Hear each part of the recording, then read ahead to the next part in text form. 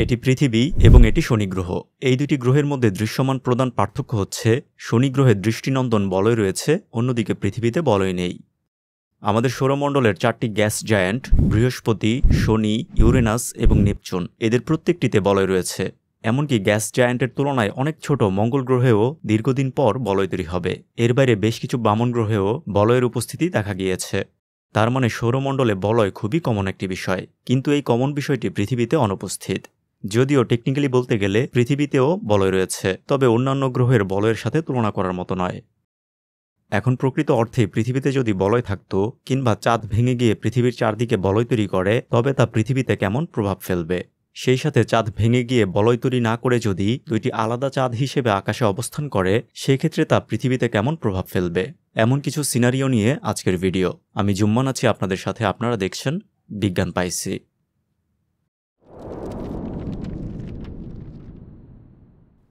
দুইটি মহাজাগতিক বস্তুর মধ্যে দূরত্বের একটি লিমিট রয়েছে, যেই লিমিট অতিক্রম করলে প্রভাবশালী বা ভারী বস্তুর টাইডাল ফোর্সের প্রভাবে ছোট বস্তুটি তার শেপ ধরে রাখতে পারে না, অর্থাৎ ভেঙে যায়, এবং পরবর্তীতে সেই ভাঙা টুকরোগুলো প্রভাবশালী বস্তুর চারদিকে রিং বা বলয় তৈরি করে।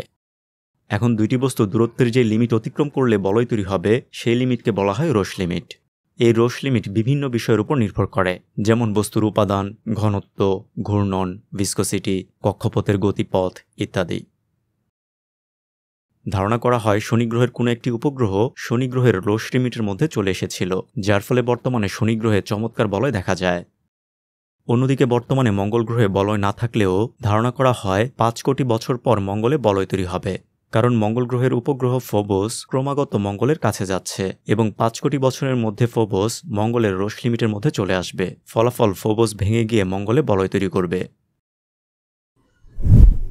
এখন রিং বা বলয়কে আমরা যেভাবে চিন্তা করি, পৃথিবীতে তেমন বলয় না থাকলেও ভিন্ন অর্থে কিন্তু পৃথিবীতে বলয় রয়েছে, এবং তা হচ্ছে স্পেস ডিব্রি। যেমন 2009 সালে দুইটি স্যাটেলাইট কসমস 2251 এবং ইরিডিয়াম 33 এর মধ্যে সংঘর্ষের ফলে প্রচুর পরিমাণে ডিব্রি তৈরি হয়েছিল, যা এখন পৃথিবীর চারদিকে ঘুরছে, যাকে এক অর্থে বলয় বা রিং বলা যেতে পারে। কিন্তু শনি গ্রহের মতো বলয় পৃথিবীতে দেখতে হলে মোটামুটি বড় সাইজের কোনো একটি বস্তু, যেমন কমেট কিংবা চাঁদ, পৃথিবীর রোশ লিমিটের মধ্যে আসতে হবে। এক্ষেত্রে কমেট বা ধূমকেতু যদি বরফের হয়ে থাকে, তবে কিন্তু আবার বলয় তৈরি হবে না। শনি গ্রহের বলয় মূলত বরফ দিয়ে তৈরি, যার ফলে তা খুবই উজ্জ্বল দেখায়, কারণ বরফে সূর্যের আলো খুব ভালো প্রতিফলিত হতে পারে। ফলাফল শনি গ্রহের বলয় যথেষ্ট ব্রাইট দেখায়। অন্যদিকে পৃথিবী শনি গ্রহের তুলনায় সূর্যের কাছে অবস্থান করছে, ফলে পৃথিবীর চারপাশে যদি বরফের বলয় তৈরি হয়, তবে তা সূর্যের তাপের ফলে গলে যাবে। তার মানে পৃথিবীর চারপাশে বলয় দেখতে চাইলে অবশ্যই পাথরের কোনো বড় বস্তু পৃথিবীর রোশ লিমিটের মধ্যে আসতে হবে। এখন আপনার মনে প্রশ্ন আসতে পারে, পৃথিবীর রোশ লিমিট কত? আসলে এই প্রশ্নের উত্তর এক কথায় দেওয়া সম্ভব নয়, কারণ যেই বস্তু পৃথিবীর কাছে আসবে তার ভর সহ বিভিন্ন বিষয়ের উপর রোশ লিমিট ডিপেন্ড করে। যেমন ইন্টারন্যাশনাল স্পেস স্টেশন পৃথিবী পৃষ্ঠ থেকে মাত্র 400 কিলোমিটার উপরে রয়েছে। ঠিক এই দূরত্বে যদি চাঁদকে নিয়ে আসা হয়, তবে কিন্তু চাঁদ ভেঙে গিয়ে বলয় তৈরি করবে, কিন্তু ইন্টারন্যাশনাল স্পেস স্টেশনের ক্ষেত্রে এমনটা দেখা যাচ্ছে না। এর পেছনে দুইটি কারণ। প্রথমত, ইন্টারন্যাশনাল স্পেস স্টেশন নিজের গ্র্যাভিটি ফোর্সের কারণে এমন আকৃতি ধারণ করেনি, বরং মানুষ ইন্টারন্যাশনাল স্পেস স্টেশনের আকৃতি নির্ধারণ করেছে। দ্বিতীয়ত, ইন্টারন্যাশনাল স্পেস স্টেশন এমন সব উপাদান দিয়ে তৈরি যাদের দৃঢ়তা বা উপাদানের আণবিক বন্ধন পৃথিবীর ফলে সৃষ্ট টাইডাল ফোর্সের চেয়েও শক্তিশালী, যার ফলে ইন্টারন্যাশনাল স্পেস স্টেশন পৃথিবীর যথেষ্ট কাছে থাকার পরেও টাইডাল ফোর্সের প্রভাবে ভেঙে যায় না। তবে ইন্টারন্যাশনাল স্পেস স্টেশনকে যদি পৃথিবীর পরিবর্তে সূর্যের চেয়েও কয়েক গুণ ভারী কোনো বস্তুর 400 কিলোমিটার উপরে অরবিট করার জন্য রাখা হয়, তখন কিন্তু আবার ইন্টারন্যাশনাল স্পেস স্টেশন তার শেপ ধরে রাখতে পারবে না। তার মানে রোশ লিমিট বিষয়টি বিভিন্ন বিষয় দ্বারা নির্ধারিত হয়। এখন পৃথিবীর চারপাশে বলয় তৈরি করার ক্ষেত্রে বরফের কমেট খুব একটা কার্যকর হবে না। সেক্ষেত্রে অন্য অপশন হচ্ছে চাঁদ। পৃথিবী এবং চাঁদের ক্ষেত্রে রোশ লিমিট হচ্ছে ভূপৃষ্ঠ থেকে মোটামুটি 12,000 কিলোমিটার উপরে, অর্থাৎ 3,84,400 কিলোমিটার দূরে থাকা চাঁদকে যদি পৃথিবী পৃষ্ঠের 12,000 কিলোমিটারের মধ্যে নিয়ে আসা যায়, তবে চাঁদ পৃথিবীর টাইডাল ফোর্সের কারণে ভেঙে গিয়ে রিং তৈরি করবে। যদিও চাঁদ প্রতিনিয়ত পৃথিবী থেকে দূরে সরে যাচ্ছে, তবে পৃথিবীতে রিং থাকলে তা পৃথিবীতে কেমন প্রভাব ফেলত তা বোঝার জন্য ধরে নেই চাঁদ ভূপৃষ্ঠের 12,000 কিলোমিটারের মধ্যে চলে এসেছে। এতে চাঁদে তার শেপ ধরে রাখার জন্য যে গ্র্যাভিটি ফোর্স ক্রিয়াশীল তা থেকে টাইডাল ফোর্স বেশি হবে। ফলাফল চাঁদ ভেঙে গিয়ে বিষুবীয় অঞ্চলের আকাশে রিং তৈরি করবে, যার ব্যাপ্তি ভূপৃষ্ঠের 1000 কিলোমিটার উপর থেকে 15,000 কিলোমিটার পর্যন্ত বিস্তৃত হবে, এবং তা দেখতে হবে এমন। পৃথিবীর বাইরে থেকে পৃথিবীর রিং দেখতে চমৎকার দৃষ্টিনন্দন হলেও পৃথিবী থেকে রিং কেমন দেখাবে তা নির্ভর করবে আপনি কোথায় অবস্থান করছেন তার উপর। বিষুবীয় অঞ্চল থেকে রিংকে একটি থিন লাইনের মতো দেখাবে, যা পৃথিবীর এক প্রান্ত থেকে অন্য প্রান্ত পর্যন্ত বিস্তৃত হবে। বিষুবীয় অঞ্চল থেকে মেরুর দিকে গেলে রিংকে ক্রমাগত প্রশস্ত দেখাবে, অনেকটা রংধনুর মতো।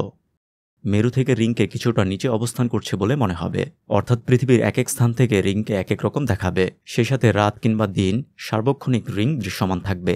তবে এখানে একটি বিষয়, পৃথিবীতে রিং থাকলে রাতের সিনারিও এখনকার মতো থাকবে না। সাধারণ পূর্ণিমা রাতে যেখানে শুধুমাত্র চাঁদ থেকে প্রতিফলিত আলো পৃথিবীতে আসে, তাতেই রাত কতটা উজ্জ্বল দেখায়। সেখানে বিশাল রিং থেকে প্রতিফলিত আলো রাতের পৃথিবীকে যথেষ্ট আলোকিত করে রাখবে, অর্থাৎ রাতের বেলায় রিং যথেষ্ট উজ্জ্বল দেখাবে এবং রিং থেকে প্রতিফলিত আলোর ফলে পৃথিবীও যথেষ্ট উজ্জ্বল থাকবে।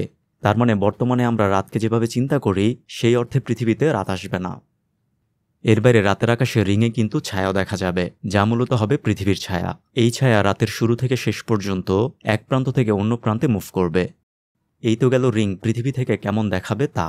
এখন রিংয়ের ছায়া পৃথিবীতে পড়ার ফলে কিন্তু পৃথিবীর পরিবেশগত সবকিছু প্রভাবিত হবে।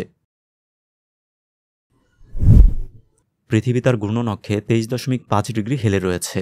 তার মানে রিংয়ের ছায়া বিষুবীয় অঞ্চল ছাড়াও পৃথিবীর বিশাল স্থান জুড়ে বিস্তৃত হবে। এতে বর্তমানে শীত যতটা তীব্র, রিংয়ের ফলে সেই শীত প্রায় 3 গুণ তীব্র হবে। এর কারণ হচ্ছে রিংয়ের ছায়া যথেষ্ট তাপশক্তি পৃথিবীতে আসতে দেবে না, যা শীতকালে মানুষের বসবাসকে অসম্ভব করে তুলবে। এর বাইরে কোনো স্থানে ম্যাক্সিমাম সময় ছায়া থাকার ফলে সেখানে যথেষ্ট আলো পৌঁছাবে না, যা ওই স্থানে উদ্ভিদের টিকে থাকাকে প্রভাবিত করবে, অর্থাৎ কৃষিকাজের জন্য জমির পরিমাণ কমে আসবে। বর্তমান সময়ের যোগাযোগ প্রযুক্তি বা তথ্য প্রযুক্তি স্যাটেলাইটের উপর অনেকাংশে নির্ভরশীল। এখন চিন্তা করুন, ভূপৃষ্ঠের 1000 কিলোমিটার উপর থেকে 15,000 কিলোমিটারের মধ্যে ছোট বড় অগণিত অবজেক্ট অবস্থান করছে, যা স্যাটেলাইটের বিচরণ ক্ষেত্রকে সংকীর্ণ করে দেবে। জিওস্টেশনারি অরবিটে থাকা স্যাটেলাইটের কোনো সমস্যা না হলেও মিডিয়াম আর্থ অরবিট স্যাটেলাইট পরিচালনা করা অসম্ভব হয়ে যাবে। সেই সাথে স্পেস মিশনও চ্যালেঞ্জের মুখে পড়বে, কারণ আমাদের সকল রকেট বিষুবীয় অঞ্চল থেকে লঞ্চ করা হয়। কারণ বিষুবীয় অঞ্চলে পৃথিবীর ঘূর্ণন স্পিড সবচেয়ে বেশি, যার ফলে ওই স্থান থেকে রকেট লঞ্চ করলে পৃথিবীর ঘূর্ণন স্পিডের সুবিধা পাওয়া যায়। এখন পৃথিবীতে যখন রিং অবস্থান করবে তখন বিষুবীয় অঞ্চল থেকে রকেট লঞ্চ করা যাবে না, যা পৃথিবীর বাইরে আমাদের বিচরণকে সংকীর্ণ করে দেবে। এর বাইরে আমাদের সংস্কৃতিতেও রিং যথেষ্ট প্রভাব বিস্তার করবে। আকাশে থাকা একটিমাত্র চাঁদ দ্বারা আমাদের শিল্প সাহিত্য, সংস্কৃতি, ধর্ম কতটা প্রভাবিত। সেখানে আকাশে দৃষ্টিনন্দন রিং থাকা মানে তা স্থানভেদে বিভিন্ন জাতিগোষ্ঠীর সংস্কৃতির গুরুত্বপূর্ণ বিষয় হিসেবে গণ্য হবে। আসলে বর্তমানে পৃথিবী যেমন আছে, রিংসহ পৃথিবী অবশ্যই এমন হতো না। পৃথিবীতে থাকা প্রাণ, পরিবেশ সবকিছুই প্রভাবিত হতো। আমরা ধরে নিয়েছি চাঁদ ভেঙে রিং তৈরি হবে, কিন্তু আমরা যদি ধরে নেই চাঁদ বর্তমানে যতটা দূরে আছে এতটাই দূরে থাকবে, তবে জাস্ট 2 টুকরো হয়ে যাবে, সেক্ষেত্রে সিনারিও কেমন হবে?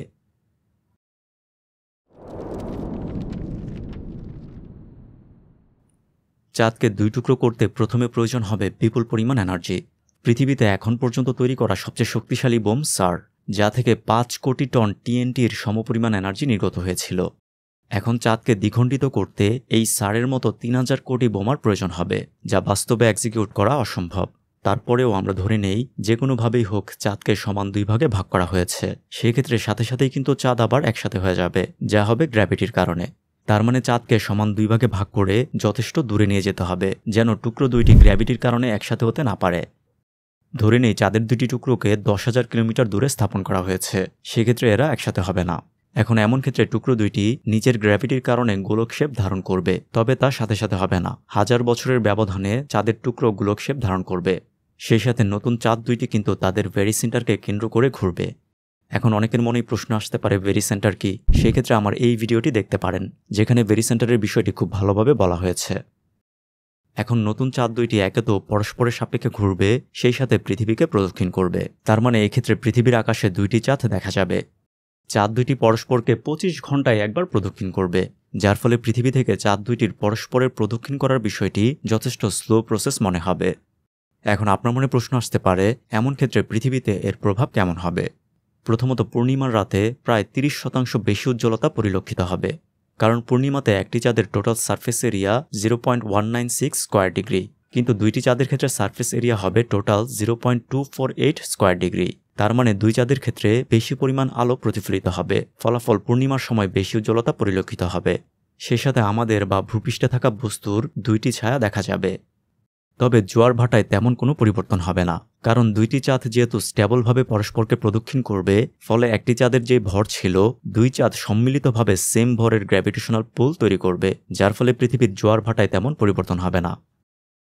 সূর্যগ্রহণ এবং চন্দ্রগ্রহণ এদের সিনারিওতে কিন্তু পরিবর্তন আসবে। যেমন সূর্যগ্রহণের সময় সূর্য পুরোপুরি ঢেকে যায়, কারণ আকাশে চাঁদ এবং সূর্যকে প্রায় সেম সাইজের দেখা যায়, যার ফলে সূর্যগ্রহণের সময় চাঁদ যখন সূর্যের সামনে চলে আসে তখন সম্পূর্ণ সূর্য ঢাকা পড়ে যায়। কিন্তু দুইটি চাঁদের ক্ষেত্রে তাদের সাইজ প্রায় 20% ছোট হয়ে যাবে, ফলে সূর্যগ্রহণের সময় সম্পূর্ণ সূর্য ঢাকা পড়ে যাবে না। তার মানে সূর্যগ্রহণের সময় বর্তমানে যেমন অন্ধকার দেখা যায়, দুইটি চাঁদের ক্ষেত্রে ততটা অন্ধকার দেখা যাবে না। অন্যদিকে চন্দ্রগ্রহণের সময় এমন হতে পারে পৃথিবীর ছায়ার ফলে একটি চাঁদ হয়তো দেখা যাবে না, আবার এমনও হতে পারে দুইটি চাঁদের আংশিক অংশ পৃথিবীর ছায়ায় চলে আসবে। এখন এমন পরিস্থিতিতে একটি প্রশ্ন তৈরি হতে পারে, চাঁদ দুই টুকরো হয়ে দুইটি চাঁদ তৈরি করলে এদের অরবিট কি স্টেবল থাকবে? উত্তর হচ্ছে থাকবে, কারণ দুইটি চাঁদ তাদের হিল স্ফিয়ারের মধ্যে অবস্থান করবে। তার মানে দুইটি চাঁদ সম্মিলিতভাবে একটি চাঁদের মতো আচরণ করবে। অনেকটা পৃথিবী এবং চাঁদ যেমন তাদের হিল স্ফিয়ারের মধ্যে রয়েছে, ফলাফল সূর্যের সাপেক্ষে পৃথিবী এবং চাঁদ সম্মিলিতভাবে একটি বস্তুর মতো আচরণ করে। সেমভাবে দুইটি চাঁদের ক্ষেত্রে একই বিষয় প্রযোজ্য হবে, ফলে দুইটি চাঁদের ক্ষেত্রেও অরবিট স্টেবল থাকবে। এবার আমরা একটু ভিন্ন সিনারিও চিন্তা করি, এবং তা হচ্ছে পৃথিবীতে বলয়ও রয়েছে আবার চাঁদও রয়েছে। এমন ক্ষেত্রে কি হবে? এমন ক্ষেত্রে চাঁদের গ্র্যাভিটির কারণে পৃথিবীর বলয়ে থাকা বস্তু খুব একটা স্টেবল থাকতে পারবে না, অর্থাৎ বলয়ে থাকা বস্তু ক্রমাগত পৃথিবীকে হিট করবে, যা পৃথিবীকে বসবাসের অযোগ্য করে তুলবে। আসলে পৃথিবী বর্তমানে যেমন আছে ঠিক এমন পরিবেশই প্রাণের জন্য সহায়ক, যার ফলে পৃথিবীতে প্রাণ রয়েছে। এই পরিবেশের পরিবর্তন মানেই তা প্রাণের জন্য সহায়ক হবে না। এখন আমরা বিভিন্নভাবে পৃথিবীর পরিবেশকে প্রভাবিত করছি, যার ফলে পরিবেশও সেই অনুযায়ী পরিবর্তন হচ্ছে। পৃথিবীতে গ্লোবাল ওয়ার্মিং দেখা দিয়েছে, মেরুর বরফ গলতে শুরু করেছে, নিঃশ্বাসের বাতাস দূষিত হয়ে পড়েছে। ডাইনোসর বিলুপ্ত হয়েছিল অ্যাস্ট্রয়েডের কারণে। ধারণা করা হয় পৃথিবীর পরবর্তী ম্যাসিভ এক্সটিংশন বা গণবিলুপ্তির কারণ হবে মানুষ নিজেই।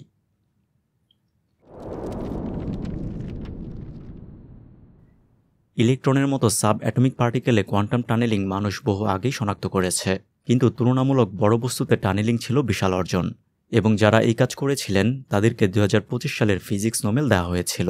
তারা যে শুধু বড় বস্তুতে টানেলিং ঘটিয়েছিলেন তা কিন্তু নয়, বরং নিয়ন্ত্রিতভাবে টানেলিং ঘটিয়েছিলেন। যা বিস্তারিত জানতে এই ভিডিওটি দেখতে পারেন। ভিডিও ভালো লাগলে বিজ্ঞান পাইসি পরিবারে যুক্ত হয়ে সাথে থাকতে পারেন।